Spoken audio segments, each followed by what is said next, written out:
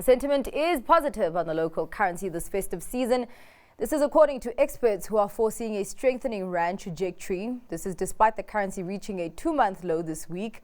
RMB Economist Siobhan Redford joins us now with more insight. Thank you so much for your time, Siobhan. Although there seems to be an anticipation of a festive cheer on the currency this festive season, hasn't really come through yet because we're seeing a significant weakness there on the rand. We saw it at 19 rand 10 a few days ago. It did reverse some of those losses, just above 18 rand 90 earlier on today, but now it's back above that 19 rand mark against the US dollar. What has been responsible for that weakness, considering that there is an expectation of easing monetary policy next year? Well, I think it comes down to two factors. Basically, the news that Gazprom Bank Africa has been chosen as the preferred partner to refurbish the Mossel Bay refinery, with some concerns that it is a sanctioned entity, from the US, and what that it might have fallout for South Africa. So that, I think, is what drove us quite a bit yesterday.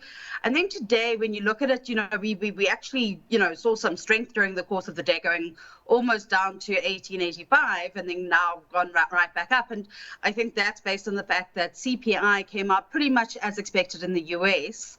And so with that, and alongside a very strong kind of jobs outcome, stronger than expected last week, the non-farm payrolls, that there is probably a risk, at least from the market's perspective, that the cutting cycle in the US might be start later than originally expected. All right. Pretty interesting because, of course, we know that any affiliation with Russia and any jitters around that really does lend to rand weakness. Of course, we saw earlier on this year with the Lady R saga, the impact that had on the local unit. So that's going to be quite an interesting one to watch over there.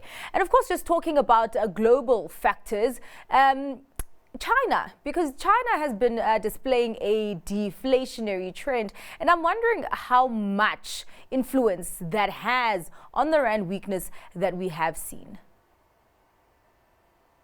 I think the fact that this this deflation is really reflecting quite a weak recovery in China is what is kind of also contributing to that rand weakness. Demand for our mineral products, of which China is one of the kind of greatest demanders of, has been slower than expected, and it does mean then that demand for the currency is also a little bit lower.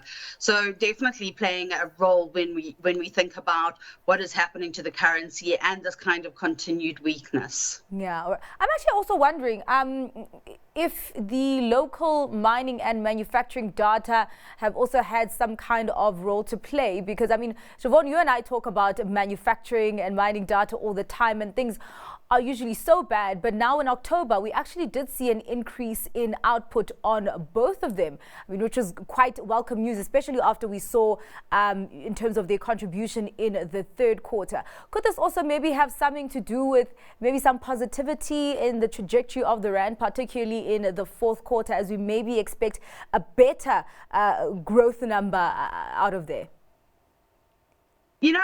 I think that's a difficult one to tell. Effectively, the mining and manufacturing is so far back. Those releases are for October. That they were positive was good news, and perhaps a little bit better than expected. Does help, but at the same time, it's come and gone. And, the biggest concern really is that that's October, and come November, we're going to see the impact of the port issues that we had having an impact on mining and manufacturing, and that's going to go down very likely. That would be my supposition. Yeah. So, it would have a small impact, but I think it really is more about, as you say, kind of the weak global kind of outlook, specifically with respect to China, the fact that the Fed is a bit stronger. And then obviously, really the weakness is being driven also, and this is worth bearing in mind, the fact that our economic outlook remains weak and anemic.